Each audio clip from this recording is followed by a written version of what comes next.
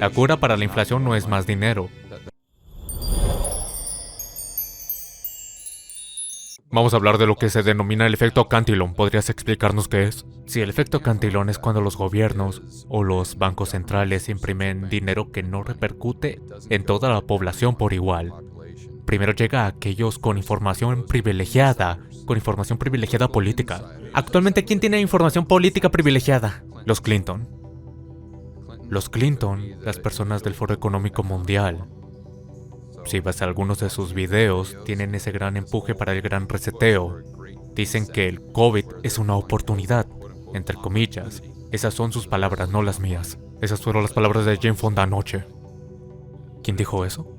Jane Fonda dijo que esta es una oportunidad, que es lo mejor que ha pasado. Sí, eso está ahí, para que la izquierda pueda entrar y reventar a los capitalistas. Sí, ese es básicamente su empuje. Quienes tienen información privilegiada son los compinches de esta gente, de los banqueros centrales, que están imprimiendo el dinero. Son los más cercanos a ellos. Son ellos quienes lo consiguen cuando ni siquiera ha salido a la economía para crear inflación, ni en los precios al consumidor, ni en los activos. Con su poder adquisitivo, obtienen el máximo beneficio de esta impresión de dinero. Cuando llega al ciudadano de a pie, si es que alguna vez lo hace, los precios han subido tanto que su poder adquisitivo es menor que antes de que imprimieran el dinero. ¿Estás de acuerdo en que esto sucedió con el llamado capitalismo crónico? Totalmente, y con el corporativismo. Consiguen todo ese dinero, los CEOs lo utilizan para recomprar sus acciones. Así es. Es algo aterrador. Pero mientras tanto, los precios de los activos suben y mamá y papá, o los indigentes en la calle, notan cómo el índice de precios al consumidor aumenta. Sí, eso puede suceder, o si compran activos, lo harán en la parte superior, ya que la gente que vende son los que tienen información privilegiada y el dinero en primer lugar. Son los que están vendiendo y aprovechando toda la subida. En mi opinión, y no estoy diciendo que los que hemos comentado que tienen esa información privilegiada, ese grupo de personas realmente estén haciendo esto, pero si se piensa en su estructura de incentivos, estarían incentivados para que la economía vaya mal y para que la economía realmente colapse. Estarían incentivados para promover cosas como los tipos de interés negativos, por lo que eso hace que se destruya el sistema bancario o la economía. Cuanto más se destruya la economía, más dinero imprimirán los bancos centrales. Por lo tanto, más se enriquecerán los que tienen esa información privilegiada. Lo que explica por qué el mercado de valores sigue subiendo a pesar de que la gente haya perdido su trabajo, las empresas hayan cerrado y la economía esté por los suelos. Aún así a la bolsa le va genial. Sí, Kim, el otro día en uno de mis videos enseñé un gráfico que es el indicador Buffett. En caso de que no lo sepan, representa la capitalización bursátil del mercado de valores en comparación con el PIB. ¿De acuerdo? Y la única vez que el PIB ha bajado fue en 2008, según la CFG. Este gráfico que comento bajó ligeramente, pero por supuesto el mercado de valores bajó un 50%. Ahora bien, es la única vez que he visto en la historia que el PIB se ha derrumbado, pero que el mercado de valores se haya disparado. ¿Cierto? Ha ido en la dirección completamente opuesta. Realmente en este momento no hay relación alguna entre el mercado de valores y la economía real. Me gusta esto, es un gran momento, hombre. De todos modos, una pregunta rápida. ¿Por qué Buffett vendió sus acciones bancarias? Jerry Rickards tuvo una entrevista con él y esa fue mi pregunta. ¿Por qué está comprando oro? ¿Por qué está vendiendo acciones bancarias? Bueno, si realmente queremos entrar en esa madriguera de conejo, si nos fijamos en lo que estábamos comentando sobre el efecto Cantillon, y si el que las élites mundiales están tratando de destruir el sistema bancario empujando las tasas de interés negativas, obviamente Buffett no va a querer tener nada que ver con eso. ¿Cuál crees que será el futuro de la banca? Bueno, creo que existe un mundo entero de probabilidades, no hay certezas, pero creo que una probabilidad podría ser si empiezan a prohibir el dinero en efectivo, que creo que lo harán. Entonces, si nos fijamos en la ley bancaria, que básicamente es que todos tengamos cuentas en la Reserva Federal, si todos nosotros, el pueblo, tenemos cuentas con la Reserva Federal, entonces realmente no hay necesidad del sistema bancario. No habría un sistema bancario, solo habría un banco central, ahí lo tenemos.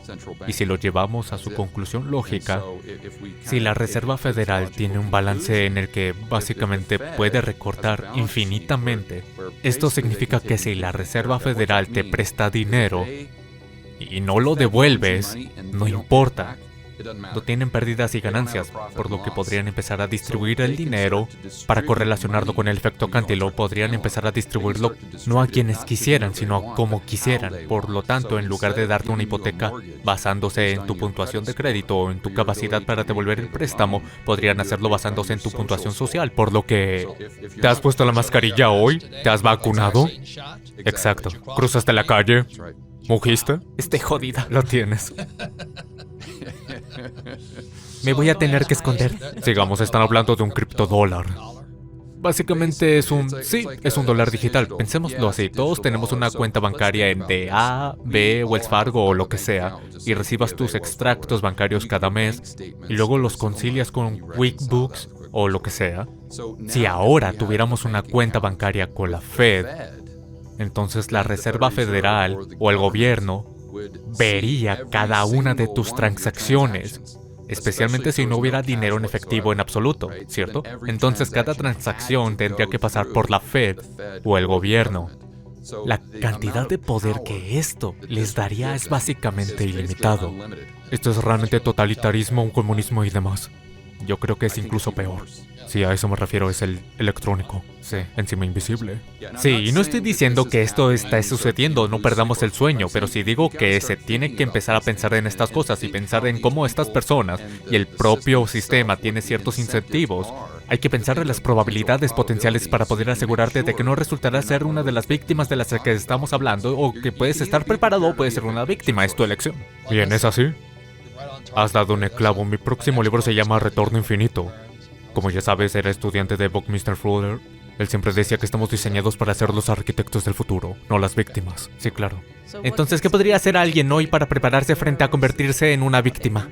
Bueno, muchas cosas. Si hablamos desde un punto de vista financiero, creo que hay que fijarse en las materias primas, porque ahora mismo están extremadamente baratas históricamente hablando. Ahora hablas del oro y la plata, y sobre el petróleo, el uranio, el cobre y cosas por el estilo. La agricultura, si nos fijamos en las materias primas en su conjunto, en relación con las acciones o los activos financieros, estamos ante un mínimo histórico que se remonta hasta 1900. Entonces, eso es... ¿Cómo compras materias primas? Porque Kim y yo nos centramos en lo físico. Sí, puedes simplemente comprar productores. Entonces, por ejemplo, tenemos el carbón. Es otra materia prima que, lo creas o no, en realidad me gusta. Voy a hacer una pregunta rápida de trivia, creo que os gustará, además lo publiqué el otro día en Twitter. ¿Cuál creéis que es la acción con mejor rendimiento en todo el mercado de valores desde 1968? Debido a la manera en la que lo estás exponiendo, voy a contestar que el carbón. No, Altria, tabaco, cigarrillos. ¿En serio? Así es, y el sector con mejor rendimiento en la bolsa desde mediados de los 90 ha sido el tabaco. La mayoría de la gente nunca lo adivinaría. Lo que estoy haciendo es tratar de pensar por mi cuenta, ya que si nos fijamos en la actitud que todo el mundo ha tenido hacia el tabaco desde mediados de 1990, es idéntica a la del carbón ahora. Entonces, puede que el carbón sea el nuevo tabaco, y ahora mismo solo estamos mirando desde el punto de vista de la energía. Pero la gente olvida que el carbón es un gran componente del acero. Por lo tanto, si eres partidario de que los mercados emergentes se desarrollen como China e India, entonces tienes que ser partidario del carbón. ¿Hay algo más que añadir sobre el tabaco? Estaba leyendo las estadísticas de muerte, y justo antes de que empezara el 2020, la tasa estimada de muertes por cáncer era de 606,000 americanos. Y hasta ahora, el coronavirus solo ha matado 200,000. Puede. Sí, eso dicen. Eso dicen. Probablemente sea menos. Entonces, cuando miras las cifras te preguntas qué está pasando. Eso es lo que yo hago. Sí, como seres humanos somos extremadamente irracionales.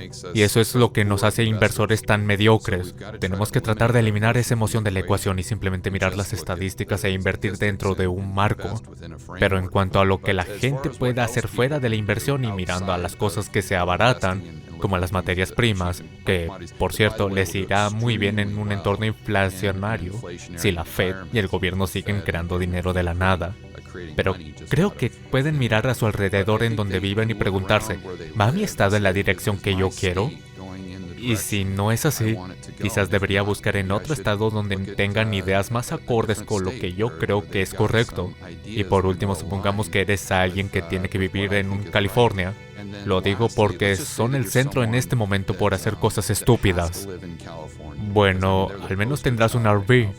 Hemos hablado de esto justo al principio. Y aunque suene un poco tonto, si en algún momento hay disturbios y tienes una pequeña casa rodante y un camión diésel en la entrada con algo de comida, puedes simplemente coger a tu familia, subirte a ir a Tahoe o donde sea y simplemente aguantar un par de semanas y luego volver cuando te apetezca. Sencillamente te da esas opciones y no hay inconveniente en ello. Es como lo que dice nuestro amigo Simon Black. ¿Cuál es el inconveniente de tener un plan B? Sí, es muy interesante porque tenemos una especie de complejo rústico en Sedona. Sí. Y todos los hoteles iban cerrando por todas partes mientras nosotros abríamos, porque exactamente lo que dices. La gente quería salir de las ciudades y conducían, no volaban. Conducían desde cualquier lugar de Utah, Idaho, para ir hacia Sedona, Sí. para alejarse de toda esta locura. También creo que hay que tener algo de oro, sé que habláis de esto todo el tiempo, pero creo que ahí es donde el oro y el Bitcoin encajan en la ecuación. ¿Qué hay de ti? Es decir, ¿finalmente apoyaste al Bitcoin? No realmente. Bueno, yo saltaste por encima de ello. Sí, bueno, yo simplemente los veo como dos claves de activos completamente separados con dos propósitos diferentes. Creo que el oro está ahí como una póliza de seguro para proteger tu poder adquisitivo. Siempre digo que si compras oro no es para hacerte rico, sino para mantenerte rico. Y el Bitcoin es más una especulación, tienes algo de asimetría, probablemente mucho más al alza que al baja. Al final es un activo único el cual no tiene ningún riesgo de contraparte. Y verás, eso es muy importante cuando estás en la burbuja del todo. El punto aquí es que tenemos a tipos como Max Kaiser, que es el núcleo duro. Solo existe una cosa y se llama Bitcoin. ¿Sabes a lo que me refiero? Sí, sí. Es decir, son de núcleo duro y me asusté un poco. Sí. Pon todos tus huevos en la misma cesta. Sí, no creo que eso sea bueno. Mi pregunta es la siguiente, y le he preguntado a cada fanático de Bitcoin que ha venido a nuestro programa. Sí. ¿Por qué no puedo hacerlo yo mismo? Es decir, ya sabes, ¿por qué no puedo minar Bitcoin por mí mismo? Sí. A ver, no es algo que yo pudiera hacer, a duras penas me apaño con mi móvil. Cualquier criptomoneda. ¿Qué? ¿Por qué no puedes crear una criptomoneda? Sí.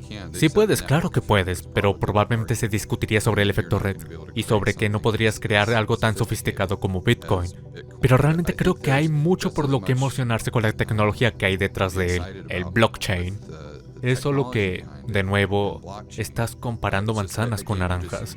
Si nos fijamos en estas cosas en comparación con el oro, creo que lo principal es que tenemos que encontrar una manera de limitar la capacidad de los planificadores centrales para crear más moneda.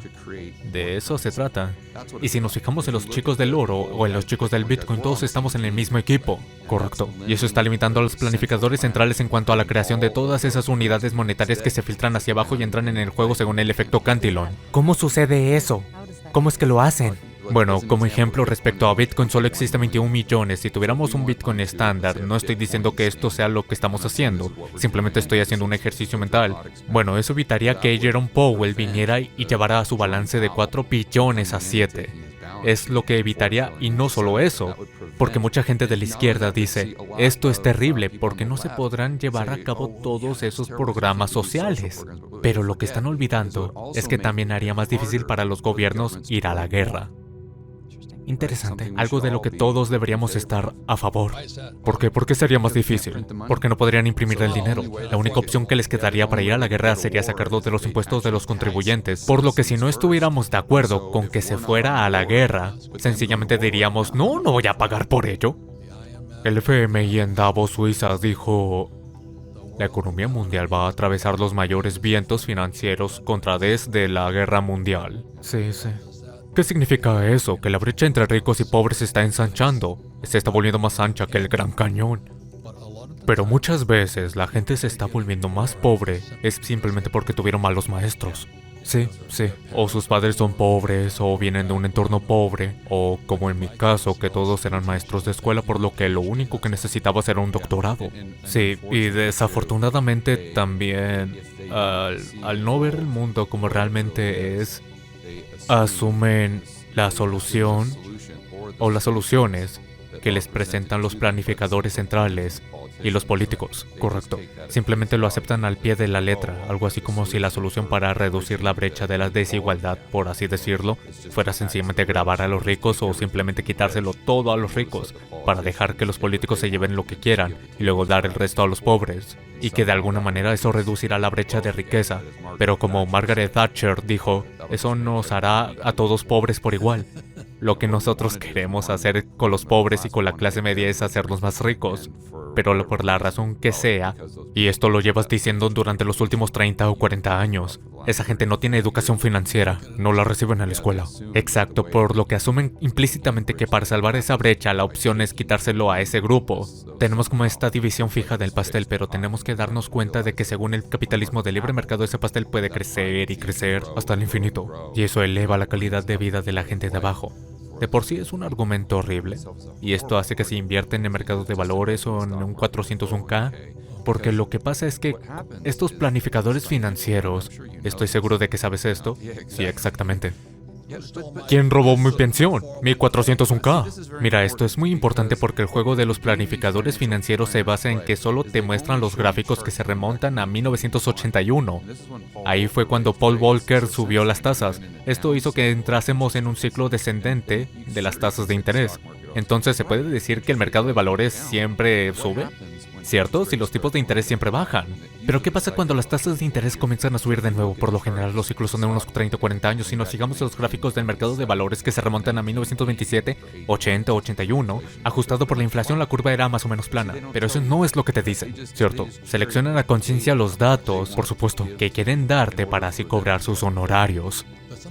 Pero hay algo aún peor que está sucediendo. El último crash que fue en 2008, cuando el mercado repo se invirtió y demás, la mayoría de los planificadores financieros y corredores inmobiliarios, todo lo que conocen es un mercado alcista. Sí, así es. Entonces, desde 2008, lo único que hemos conocido ha sido los días felices, ya que siguieron bajando las tasas de interés. Los bienes raíces subieron, las bolsas subió, los mercados de bonos subieron. Sí. Y cuando hablamos con Raoul Pal, siempre dice que el problema es que cuando el toro sube por las escaleras, el oso sale por la ventana. Lo había oído con el ascensor. Desde luego lo de la ventana es un poco más dramático. Pero lo que dice Raoul Pal es que cuando sucede lo hace en cuestión de meses. Así de rápido va a salir el oso por la ventana. Mi primer objetivo que tuve cuando me retiré fue simplemente observar mis gastos mensuales y decir, ¿cómo puedo conseguir mi dinero para cubrir esos gastos? Sí.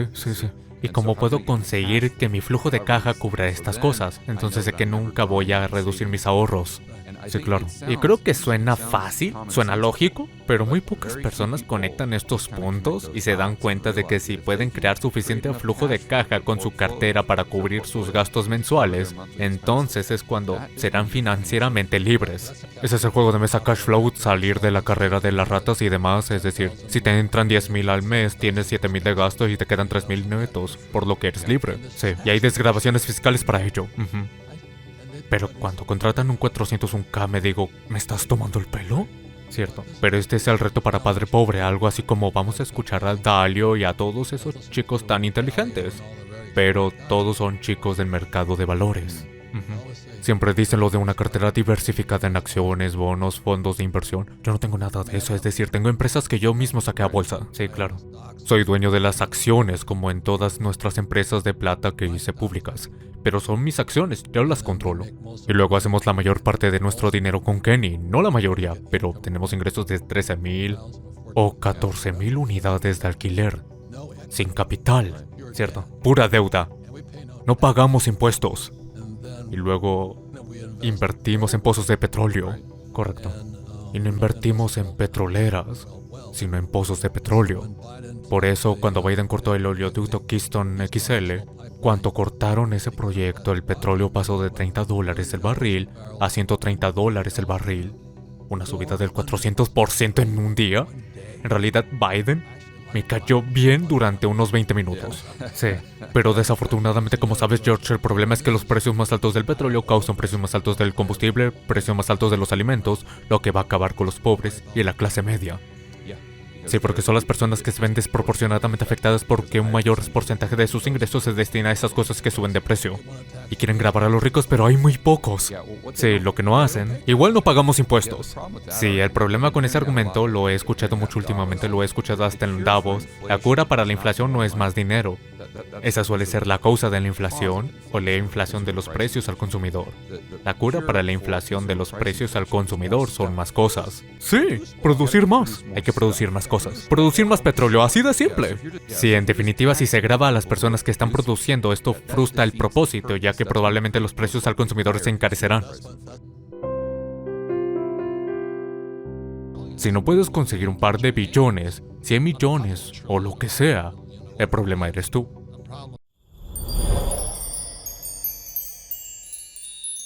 Hay mucha gente ahí fuera que no hacen más que quejarse porque no han recibido un cheque. Están esperando el cheque, también dicen que no hay oportunidades y que tampoco hay trabajo. En realidad, lo siento por ellos, de verdad. Pero la razón por la que siempre están luchando es porque han sido entrenados para ser empleados. La mentalidad de un empleado es muy diferente a la mentalidad de un empresario. Cuando trabajaba con mi padre rico, él no me pagaba. Eso a mi padre pobre, un profesor, le sacaba de sus casillas. Siempre decía, tienes que pagar a la gente. Esa, sin duda, fue la primera gran discusión. Y por último, si te fijas en Tiger Woods, no le pagaron durante años. Él era un empresario. Practicó y practicó y practicó. Y fue entonces cuando empezó a generar pasta. Esa es la mentalidad de un emprendedor.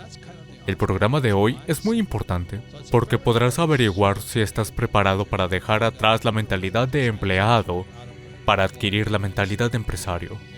Voy a dar vueltas al rosario esta noche en tu nombre porque es un viaje difícil, ya sabes, sin dinero ni apoyo y cometiendo errores, cayéndote y levantándote.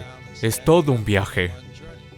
Es algo fenomenal. Lo que nos preguntan mucho es cómo encontrar el mentor adecuado. También hay un montón de gente que mira y dice, nunca podré tenerlo como mentor.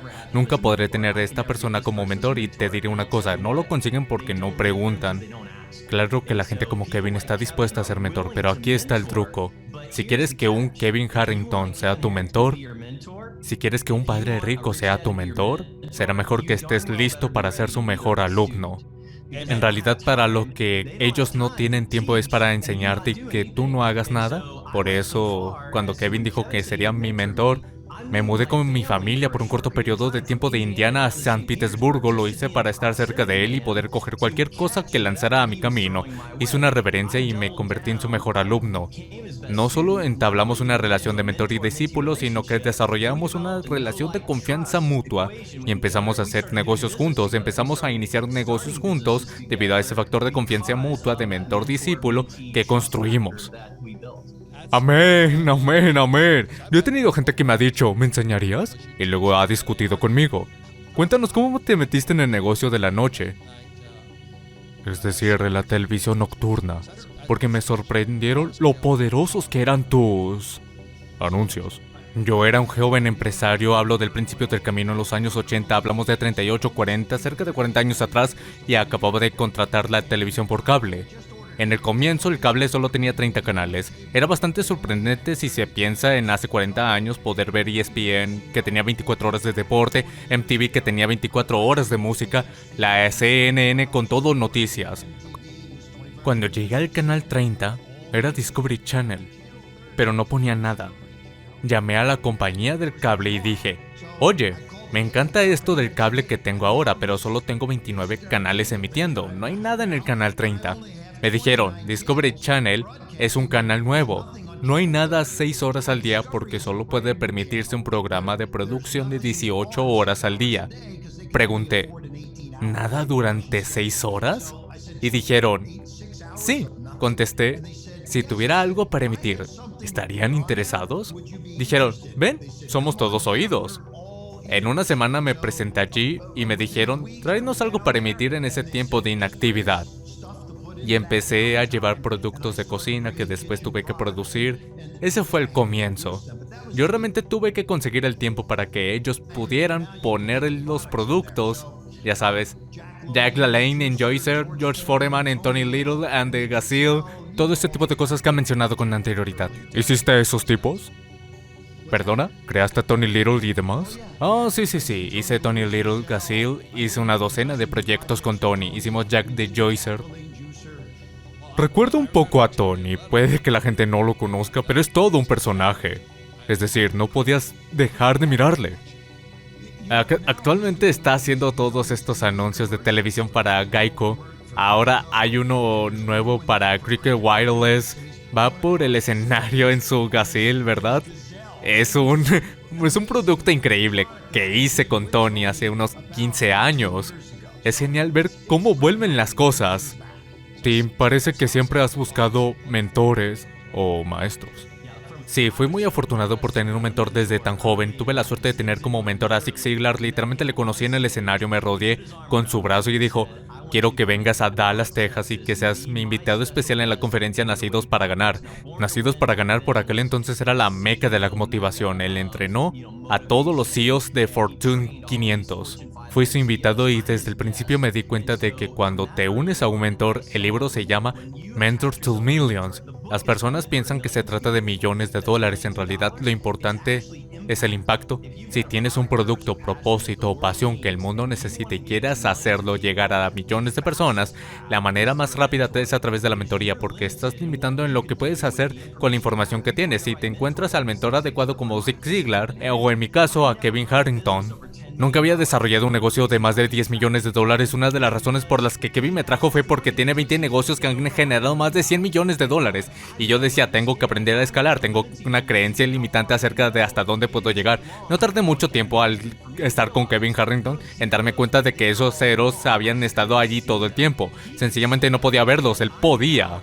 Ahora llevamos años con nuestra relación y hemos desglosado todo en el libro. Estoy en camino hacia mi primer negocio de 100 millones de dólares y no habría estado en ese camino si no fuera por Kevin Harrington. Afortunadamente aprendí el valor de la mentoría y el impacto exponencial de la membresía cuando era joven. Ahora tengo casi 50 años y todavía estoy buscando mentores. Creo que todos deberían tener un mentor en su vida. Uno de los secretos de los mega exitosos es que tienen mentores y tú también debes convertirte en mentor. Por eso ahora me estoy convirtiendo en mentor de personas que necesitan lo que he aprendido de mis mentores. Entonces, necesitas mentores y necesitas ser un mentor. Creo que el error que comete la gente es volver a la escuela. Se encuentran con personas que no han tenido éxito. Los llaman profesores universitarios. Hablan con perdedores. Toda mi vida, por un lado de mi padre pobre, eran profesores universitarios y tenían mucho miedo de su propia sombra. ¿Estás de acuerdo con lo que digo, Kevin? Es como si no fueran reales. Es como si suprimieran tu espíritu. Pasé sin pena ni gloria por la universidad. Tuve un negocio que comencé en mi primer año. Estuve haciendo instalaciones de calefacción y aire acondicionado. Descubrí una táctica de generación de leads que fue asombrosa. Recibimos los nombres de todos los nuevos propietarios de viviendas en Cincinnati, Ohio, donde crecí. Los llevamos y les dijimos: no toquen esa caldera hasta que vayamos y le hagamos un control de seguridad gratuito. Ese es su nuevo hogar y les mostraremos cómo operar esa caldera. Recordemos que era un estudiante de primer año en la universidad y conseguía 20 nuevos clientes por semana. Después iba a clase y se escuchaba al profesor hablarme de ventas. Le pregunté: ¿alguna vez ha vendido algo, profesor? Él dijo: no, solo soy un maestro, no hago esto, solo enseño cómo hacerlo. Respondí: bueno, no es exacto lo que dice porque yo lo hago todas las noches cuando salgo de esta clase. Y entonces, Robert, ¿qué es lo que hice? Dejé la universidad.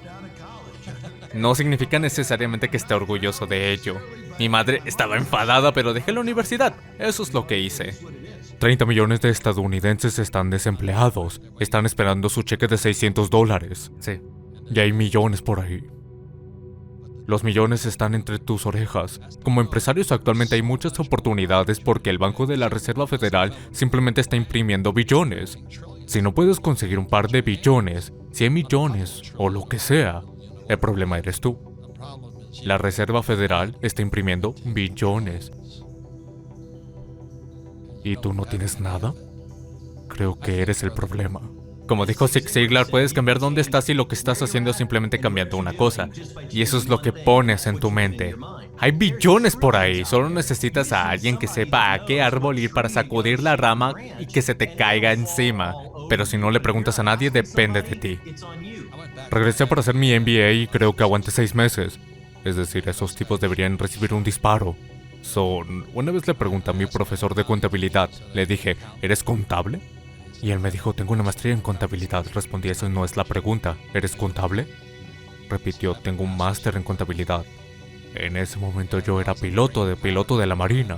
Estaba sentado allí con mi traje de vuelo y me escupían porque, ya sabes, por aquel entonces escupían a los veteranos de Vietnam. Y todos mis compañeros de clase eran un grupito de niños comunistas.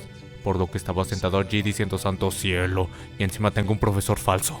En mayo de este año sacamos a bolsa una pequeña empresa que habíamos llevado desde cero el precio de las acciones hasta $4 por acción aproximadamente.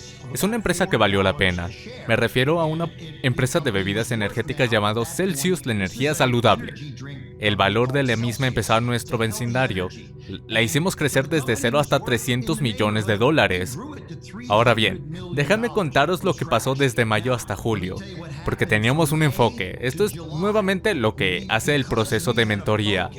Cuando me involucré con la empresa dije, Monster y Red Bull venden en tiendas minoristas. Necesitamos tener un contacto directo con la división de consumidores. Eso es lo que hago. Vendo productos directos al consumidor. Entonces Celsius preparé una campaña directamente dirigida al consumidor utilizando personas influyentes y celebridades. Trajimos a Florida, a Khloe Kardashian y luego a todos los influencers de fitness. Cuando la gente no podía encontrar el producto, lo compraba directamente a la empresa. Nuestras ventas se dispararon. ¿Y qué pasó con las acciones? Pasaron de $4 a $15. Ahora es una empresa de $1,000 millones porque implementa estrategias directas al consumidor. Y esto es lo que insto a la gente a hacer hoy en día. Si no te estás dirigiendo directamente al consumidor, tienes que dirigirte directamente al consumidor. Ve a buscar algo que puedas vender nuevamente. No esperes el cheque de $600. Mueve tu trasero. ¿Puedes hacer algo, cierto? Ve a ganar algo de dinero. Ve a buscar un producto o algún servicio que puedas ofrecer y conviértelo en algún tipo de negocio agradable con el que obtengas algunas ganancias. Sí, lo que siempre dije a Trump es que hay que drenar el pantano. Creo que el propósito de tu libro es drenar los cerebros. Cada vez que conozco a alguien que está pasando por apuros económicos, le digo, ¿cómo puedes tener dificultades económicas? Están imprimiendo billones. Y la razón es porque fueron a la escuela. Les enseñaron el miedo, la escasez y el miedo al fracaso. O como dije antes, ¿dónde está mi cheque? ¿Dónde está mi sueldo? La gente no puede pasar una semana sin su puto salario. Por eso el tema de los $600. Y ese es el problema. ¿Dirías que eso es verdad, Kevin? Sí, estoy de acuerdo. Creo que necesitan un cambio de mentalidad y nuevamente eso es lo que sucede en el libro Mentor of Millions. Te enseñamos cómo adaptarte a la mentalidad adecuada y, como dijo Mark, a ser un buen aprendiz. Y he tenido muchos que no eran buenos. Mark probablemente sea mi mejor alumno porque realmente quería poner en práctica mis recomendaciones y hacerlas interactuar con su vida diaria. Y esa es la clave. Kevin, ¿alguna vez te has dedicado tiempo y esfuerzo para explicárselo a uno de tus estudiantes y te han dicho que no funcionará? ¿Cuando ni siquiera lo han intentado todavía? Para mí como marín es cuando quiero sacar el arma. Es algo así como, ¿por qué estoy aquí? ¿Por qué estoy hablando con este idiota? Sí, primero tengo que drenarle el cerebro. Entonces, Mark, ¿cuáles son algunas de las lecciones que has aprendido específicamente de Kevin? Sí, me di cuenta de que tenía muchas creencias limitantes como emprendedor. Me di cuenta de que yo era el que me interponía en mi propio camino. En lo que respecta a mis negocios, yo era la tapa de encima del frasco, haciendo rebotar mi cabeza contra la misma. Entonces Kevin básicamente me enseñó a un concepto que me gusta llamar el pensamiento exponencial. Ahora bromeo mucho y hablo sobre esto en el libro. Digo que cada vez que estoy con Kevin, él no tiene un signo de más en su calculadora en su teléfono, ni en ningún lado. Los signos más se han eliminado de su lengua vernácula o de su ejercicio. Ahora bien, ¿qué quiero decir con esto? Lo que quiero decir es que mucha gente enseña el pensamiento lineal sobre las finanzas. 6, 7, 8, 5%, pero Kevin es un pensador exponencial. Si no se multiplica, entonces no sucede en su mundo. Tiene que multiplicarse. Yo estaba haciendo crecer negocios linealmente en lugar de multiplicarlos. Y hay maneras de multiplicar tus estadísticas. ¿Sabes lo decía Robert? Contrataría a personas que pudiera pagar. Y Kevin decía, ¿por qué harías eso? Y tenemos un capítulo entero sobre esto. Las personas contratan a quienes pueden pagar en lugar de quienes llevarán a su negocio al siguiente nivel, ¿sabes? Kevin al contratar me dijo, preferiría tener un contable de $10 millones por 10 horas a la semana que un contable de $1 millón por 60 horas a la semana, porque solo me va a hacer crecer hasta $1 millón. Tráeme a alguien que me consiga $10 millones o $100 millones. A cambio de las 10 horas de su tiempo podamos darle algo de equidad o participación en el juego. Eso es el pensamiento exponencial. Contrata a quienes te llevarán a donde necesitas ir, y muchas veces contrato personas sin ni siquiera pagarles porque su historia era muy convincente. Querían sumarse y ser recompensados más tarde y fueron recompensados de manera masiva. Nos limitamos a nosotros mismos al decir tengo X dinero, solo puedo comprar esta cantidad de producto. Solo puedo contratar a esta gente. Son creencias limitantes totales, una forma de mirar totalmente equivocada. Empecé a pensar exponencialmente en el negocio que tengo. Mi negocio ahora mismo es de comercio electrónico. Ya tuve un negocio de comercio electrónico, terminé vendiéndolo porque era un negocio lineal. Después de conocer a Kevin, comencé uno nuevo hace 2 años y ya está haciendo más que el primero. Ese que va camino de los $100 millones porque lo estoy haciendo exponencialmente. Ahí está el truco. Tenía 50 empleados en el último. Tengo 5 en este y haré 10 veces más negocios porque he aprendido a ser exponencial en la forma que escalo al negocio. Estaba limitado por esos 50 empleados. Pensé que no podría crecer a menos que agregara 10 empleados más. No estaba pensando exponencialmente. Esto también lo desglosamos en el libro. Tenemos su historia tras historia. Este no es un libro que te diga lo que tienes que hacer. Es un libro que cuenta lo que nosotros hicimos y lo que tú también puedes hacer. Si lees este libro y cada persona que lo ha leído termina diciendo yo puedo hacer esto, al instante dicen puedo hacerlo, no es intimidante, no es solo que pueda hacerlo, sino que debería hacerlo, lo haré. Y ese es exactamente el tipo de libro que queremos. Queremos un libro que la gente diga voy a leer un capítulo y no pueda dejarlo hasta haberlo terminado. Van a imprimir billones. ¿Y tú esperas a los $600? Algo anda mal en ti.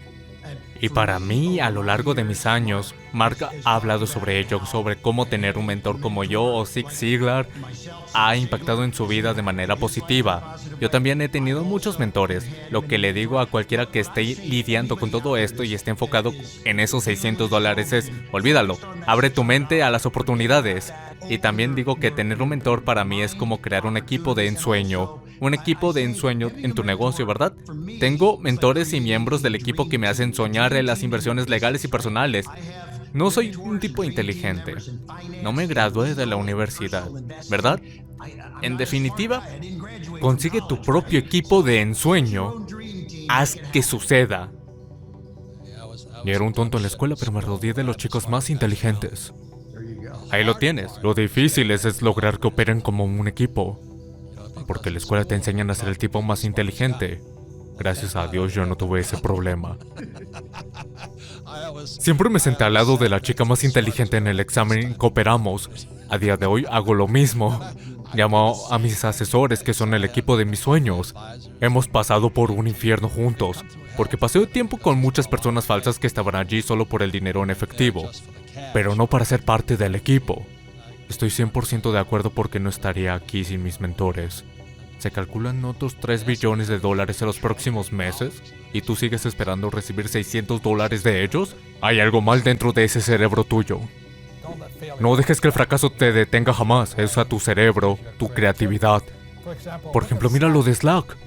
Aquello salió mal y fue un completo fracaso. Los dos intentaron jugar y el juego no funcionó. Pero fuera lo que fuera Slack, se convirtió en un éxito ya que hubo un diálogo. Ese es uno de los mensajes más importantes que tengo para los emprendedores. El fracaso debería inspirarlos a ser más inteligentes. Desafortunadamente nuestro sistema escolar dice que si fracasas eres estúpido. Eso no es verdad. Aprendemos de nuestros errores. Los errores son oportunidades para volverse más inteligente, humilde y echar un vistazo a algo. De todos modos, el juego de mesa Cashflow, al igual que Slack, fue un fracaso. Por eso tuve que escribir Padre Rico, Padre Pobre, que es una historia real sobre mi padre rico y mi padre pobre. Y de repente fui al programa de Oprah y sin más me hice famoso. Ahí tenéis, una historia de emprendedores. Eso es lo que soy. La mayoría de los jóvenes de tu edad actualmente, muchos de ellos quieren convertirse en emprendedores. El problema con eso es que hay que entender los impuestos. Esto es prácticamente igual en todo el mundo, hay muy poca diferencia. Estos tipos pagan el 40% de su dinero en impuestos, por lo que si ganan $1,000, van a pagar $400 en impuestos. Estos tipos ganan $1,000 y van a pagar el 60% en impuestos. Nuestras escuelas enseñan emprendimiento, pero no enseñan impuestos. ¿Y por qué se están centrando los ingresos? Aquí solo hay un 20% en impuestos. Por lo que si ganan $1,000, solo 200 se destinarán a los impuestos. Y estos chicos pagan el 0%. La razón por la que la educación financiera no funciona en nuestros sistemas escolares es porque están enseñando educación financiera a estas personas y a estas personas. Pero para volverse realmente rico debes concentrarte en este lado. Y esa es la diferencia entre mi padre rico y las finanzas y lo que están enseñando en la escuela ahora mismo. Si tienes 35 años y no eres rico y exitoso, nunca tendrás éxito.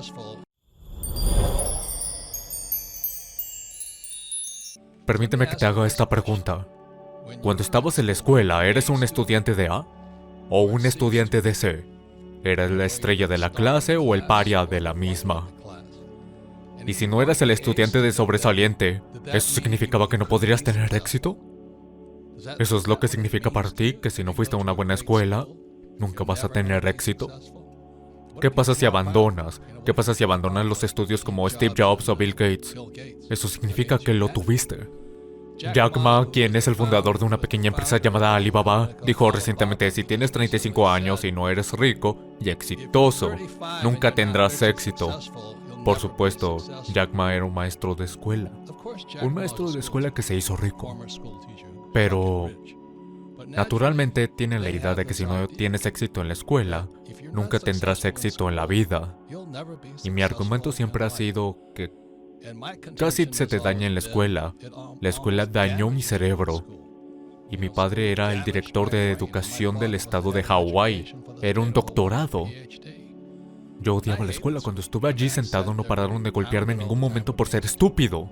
Solo alrededor del 20% de los niños realmente aprende de la forma en que se enseña en el sistema escolar. Pero ahora, como ha dicho Rich, se ha acelerado y todos quieren que sus hijos obtengan el trofeo y sean los estudiantes sobresalientes, que tengan éxito y entren a la universidad de su elección. Todo el mundo está presionando para lograrlo en una etapa cada vez más temprana de la vida. Y Rich dice: oye, puede que ese no sea el camino.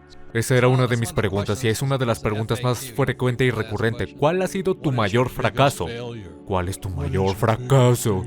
Sabes, esta gente está aterrorizada por el fracaso y yo digo, bueno, no creo que haya cometido mi mayor fracaso todavía, tengo otro en camino. Para mí siempre ha sido la forma en la que abordas el tema llamado fracaso. Y fracasé en la escuela, fracasé en los negocios, fracasé de muchas maneras, pero seguí adelante. Y esa es la única diferencia. Mira, Padre Rico, Padre Pobre, lo escribiste cuando tenía 50 años. Tener éxito en la escuela no es un precursor del éxito en la vida.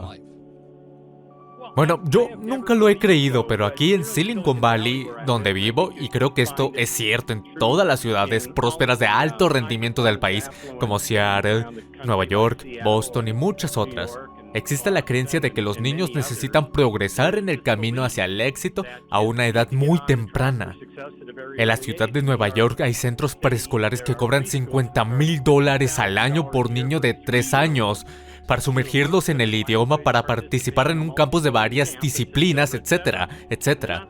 Además, se les da a los padres un mensaje muy poco sutil que se les dice que si no hacen esto, solo ellos tendrán la culpa cuando de aquí a 15 años su hijo no ingrese a Harvard. A los 3 años, madre mía. Fui a una escuela en donde 3 de mis compañeros de clase fueron a Stanford. Ni siquiera sabía que era Stanford, me refiero en aquel entonces, pero todos estaban obsesionados con ello. Terminaron yendo a Dartmouth y a Yale, y esa era mi clase. Realmente creo que lo que está pasando aquí, Robert y Kim, es que si nos fijamos en la economía estadounidense de los últimos 20 años, particularmente de los últimos 5 a 10, las dos fuentes más confiables para crear riqueza muy rápida resultaban ser el tipo de tecnología de Silicon Valley. No se limita a Silicon Valley, por supuesto. Está en todo el mundo y en muchas ciudades. Y en las altas finanzas del capital de riesgo de Wall Street y de los fondos de cobertura.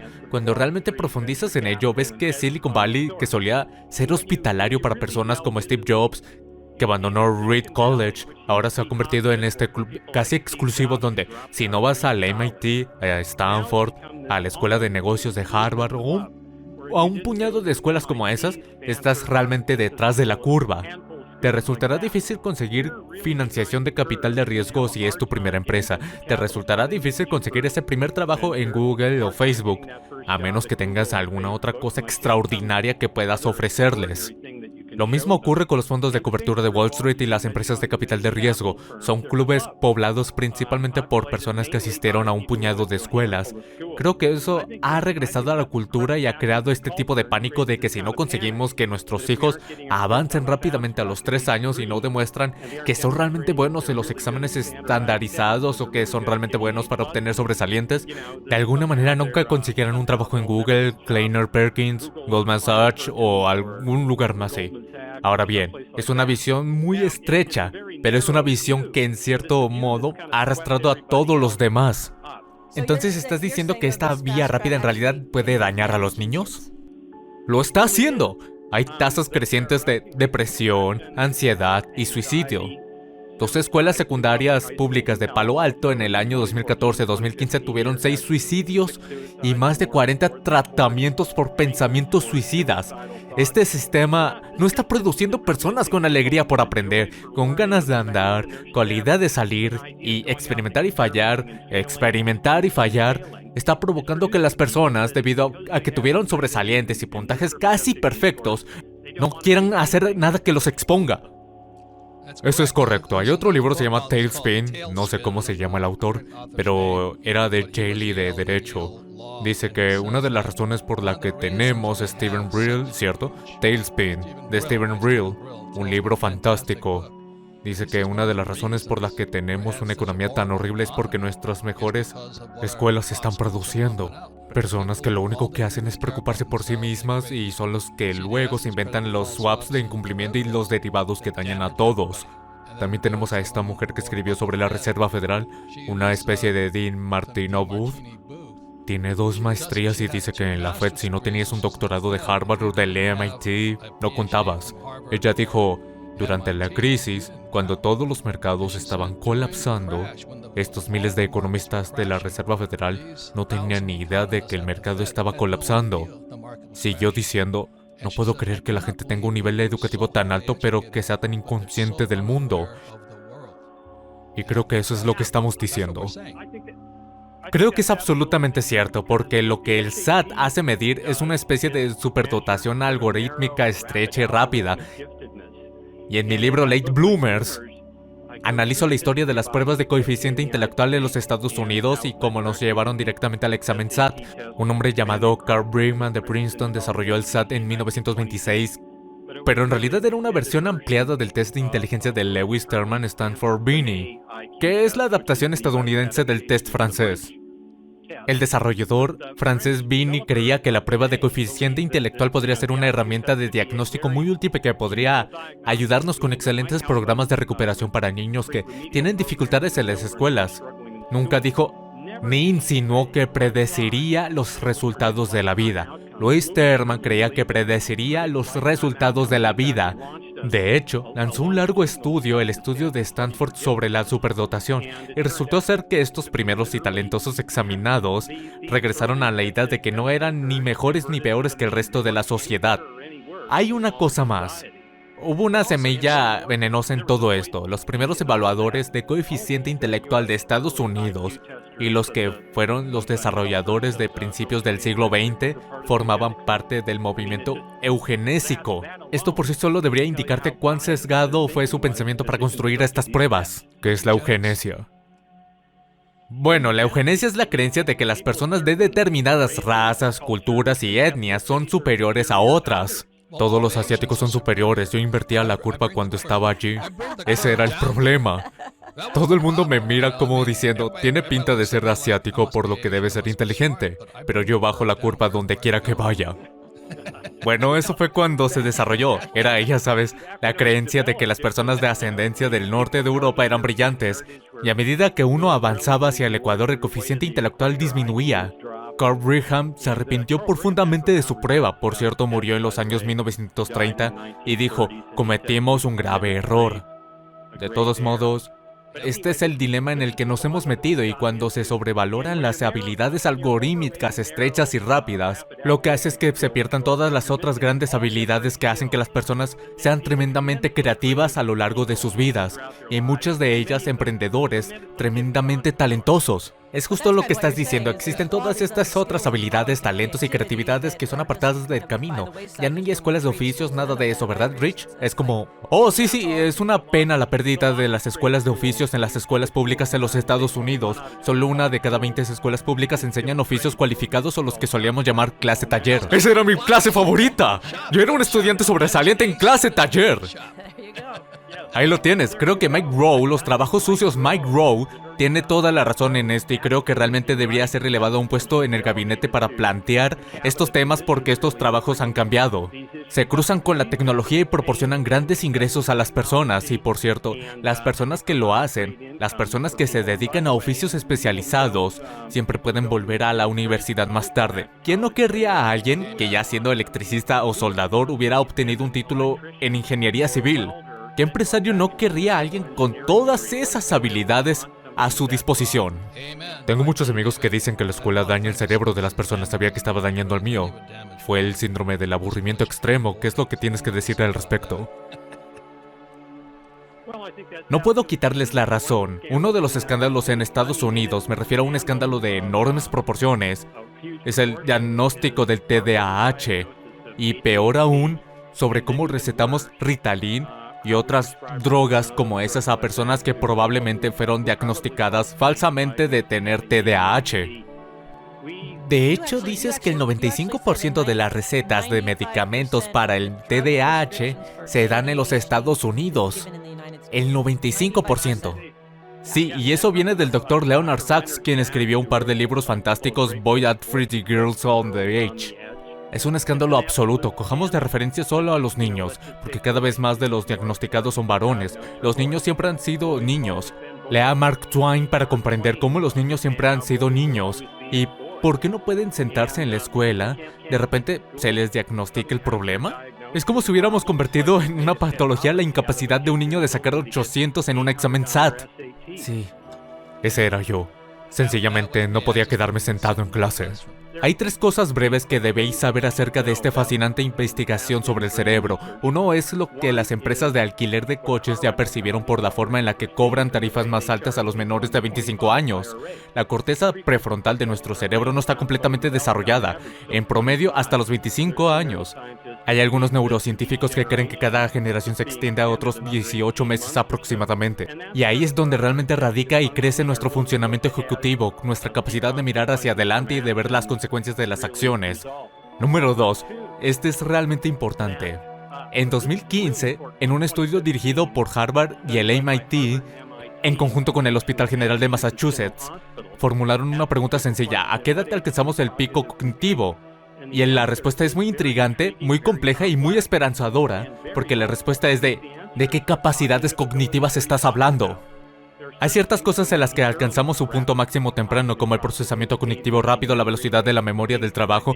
Podrían convertirse en un operador de alta frecuencia en Wall Street o un programador de software en Silicon Valley, pero todas estas funciones cerebrales que respaldan el funcionamiento ejecutivo, el liderazgo y las habilidades de comunicación comenzaron a florecer cuando teníamos 30, 40 y 50 años. La edad promedio para emprender en Estados Unidos, lo creas o no, es de 47 años. Esa es la edad promedio. La gente piensa que es mucho menos, pero tiene sentido cuando nos fijamos en la investigación del cerebro y finalmente las redes neuronales que conectan los hemisferios izquierdo y derecho de nuestro cerebro siguen desarrollándose a lo largo de nuestras vidas saludables. Siempre y cuando nos mantengamos sanos y estemos mentalmente comprometidos, somos capaces de obtener conocimientos tremendos en nuestros 60, 70 y más. Entonces ya hay esperanza, Robert. Oh, gracias a Dios, gracias a Dios.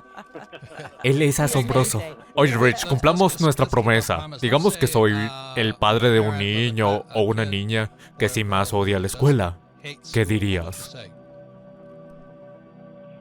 Diría que escuchen a ese niño y que lleguen a conocerlo realmente y que no subcontrates tus responsabilidades de crianza a los profesionales, a los educadores, a los consejeros y a los psicólogos. Amén. Te daré un ejemplo. Un amigo mío con el que fui a la universidad es un psicólogo clínico con práctica familiar y a menudo lo que lleva a la familia a consulta es un niño que no presta atención en el colegio. Esto es solo un ejemplo, pero lo he escuchado innumerables veces. Es muy representativo. La familia trae un niño que ha abandonado la escuela. Es un estudiante de segundo o de secundaria. La familia está muy preocupada por ello. A fin de cuentas, la familia tiene mucha presión. Son de cuello blanco, son aspiracionales. Creen que todos los niños deberían ir a la universidad y piensan que su hijo se está metiendo en problemas. Los amigos con los que anda no se parecen a los amigos que se supone que debes tener en Pasadena. Y lo que pasa es que el niño había desarrollado un amor por los coches y le daba tanta vergüenza decirle a sus padres que quería ser mecánico que simplemente lo dejó y no tuvieron ninguna conversación. Fue entonces cuando los padres pensaron que estaba metiendo la pata por la gente con la que se codiaba, pero simplemente estaba expresando su nuevo amor a sus nuevos amigos porque tenía miedo de compartirlo con sus padres. Sí, muy bien, eso es mi hermano menor. Sí. Mi hermano John es un genio cuando se trata de coches, pero mi madre quería que fuera dentista. Hemos dicho esto muchas veces cuando los niños van a la escuela y luego les dicen que son estúpidos porque no encajan en el sistema. Les dicen que son estúpidos y se lo creen. A partir de ahí, todo está cuesta abajo. Sí, y solía haber más formas de ayudar a los niños, pero ya sabes, hoy en día es difícil ingresar al ejército. J.D. Vance escribió bestseller en 2016. Hillbilly Elegy era sobre un niño pobre de una familia muy disfuncional. La única funcional era su abuela, que se fue a la infantería de marina y consiguió un modelo masculino a seguir por primera vez. Regresó y estuvo en Ohio durante 2 años y medio, mientras mantenía 2 trabajos. Lo que realmente me llamó la atención de este libro es que antes solía ser más común. Ya sabes, solía ser más común tener sitios así. La sociedad tenía más formas de redirigir al niño que había perdido el control mental. Realmente no le fue bien en la escuela y luego fue al ejército o algo así, consiguió un trabajo, adquirió confianza y comenzó a florecer. Sí, esa fue mi historia. Yo también estuve en la infantería de marina, me puse en forma. Oye, ¿y qué pasa con alguien que digamos que tiene 45 años y sigue siendo un perdedor nato? ¿Qué le dirías? Creo que esa persona de 45 años tendría que realmente pararse a hacer un autoexamen de por qué es posible que no esté logrando las cosas que quiere lograr. Esto supone, por supuesto, Robert, que la persona realmente quiera lograr algo y dejar huella. Así es. No solo se trata de cumplir ciertas expectativas financieras y demás, no es como si fueras el gran Lebowski o algo así. Por lo que ya sabes, tienes que ver en qué lugar estás, tienes que ver si estás pasando tiempo con el grupo adecuado de personas, tienes que observar si estás desarrollando hábitos mentales que te estén minando, tienes que observar si has permitido que las dudas se infiltren en tu autoestima y te depriman. Creo que hay que hacer un autoexamen riguroso. Además, soy un gran defensor de unirme a peer groups. Los peer groups son en su mayoría gratuitos. Eso significa que probablemente el abuelo del peer group sea un Toastmaster. Todos los grupos de 12 pasos son peer groups. Puedes ir a tu iglesia. Una de las buenas razones para unirse a una iglesia grandes es que tienes peer groups para hablar sobre tu carrera o hablar sobre los desafíos de la paternidad. Es bueno estar rodeado de personas que se encuentran con los mismos desafíos que tú y también escuchar a las personas que hayan superado los mismos desafíos que estás enfrentando. La última pregunta es, supongamos que hablas con un viejo como yo. Hace un rato comentábamos que Jack Ma dijo que si tenías más de 35 años y no lo habías logrado, nunca lo harías. Y ya hablé del coronel Sanders. Fue después de jubilarse cuando su carrera despegó al pasar de su pollería a fundar Coronel Sanders. Tuvo éxito a los 70 años. Entonces, ¿qué les dirías a las personas mayores? Yo les diría a las personas mayores que se apoyen en las personas en las que se están convirtiendo, que no traten de regresar y recuperar lo que querían haberse perdido. Si volvemos de nuevo a la investigación del cerebro, sabemos que nos estamos convirtiendo en alguien nuevo todo el tiempo. También tenemos a Elkan Goldberg, que es un neurocientífico de 72 años de la Universidad de Nueva York. En sus 60 y pico notó que sus intuiciones resultaban ser tan precisas como sus rigurosos procesos lógicos. Llegaba a la misma conclusión mucho más rápido con sus intuiciones, por lo que investigó mucho al respecto. Entonces, si tienes 60, 70, incluso 80 años, tienes algo que no tenías. Y es una intuición realmente bien informada, por lo que haz caso a tu intuición. Y para los padres, eso me encanta. Sigo tu intuición, me gusta mucho. Puede que no sea algo que le dirías a un adolescente. Sí, cierto. Todavía no están ahí, pero para los padres, bien, supongamos que eres un padre y estás presionando a tu hijo que quieres que sea el estudiante sobresaliente, quieres que entre en Harvard, pero tu hijo simplemente no lo logra y ahora te sientes un fracasado. ¿Qué les dirías a esos padres? Bueno, tenemos unos vecinos que criaron excelentemente a su hijo. Era un estudiante de B en un punto parte de Silicon Valley, cerca de Stanford, donde las expectativas son de A. Pero, ¿sabes qué? Él provenía de una familia obrera de Filadelfia y ahora es director de operaciones de una empresa que cotiza en bolsa. Tuvo un padre con sentido común que decidió alentar a sus hijos a ser integrales, entonces además de las B son lo suficientemente buenas. Decía, el niño fue a los Boy Scouts y se convirtió en un Eagle Scout. Lanzó un negocio de camisetas, no entró en Stanford, sino que terminó en la Universidad de Colorado. Y no podrían estar más felices por él. Han criado a un niño realmente estupendo. ¿Hay alguna prueba de que ir a una gran escuela como Stanford, Harvard o el MIT sea garantía o precursor del éxito? Bueno, no se puede negar la ventaja de estar en esa red en una parte del mundo como Wall Street o Silicon Valley, los cuales valoran ese tipo de cosas. Pedigree. En el Pedigree es uno donde empiezan los valores. En Google, fundado por dos estudiantes de posgrado de Stanford, los cuales obtuvieron puntajes perfectos en el SAT de matemáticas, Sergey Brin y Larry Page, tenían la creencia, esta también era la creencia de Jeff Bezos, de que cualquier puntuación que obtuvieras en matemáticas en el SAT es algo que nosotros como empresa queremos saber cuando los entrevistamos. Sin embargo, cuando fue contrastado, cuando Google intentó probar la correlación entre un título de élite y el SAT, se dieron cuenta de que la correlación era muy débil, de que nada tenía que ver cómo te estaba yendo en Google 3 años después. A los 5 años había desaparecido por completo. Entonces la respuesta es sí. Hay una ventaja al principio y la competencia en ese momento desaparece por completo. Espero que hayas disfrutado del vídeo. Asegúrate de darle al botón de suscribirte para ver más vídeos increíbles como este. Esto ha sido Mentes Brillantes. Gracias por vernos.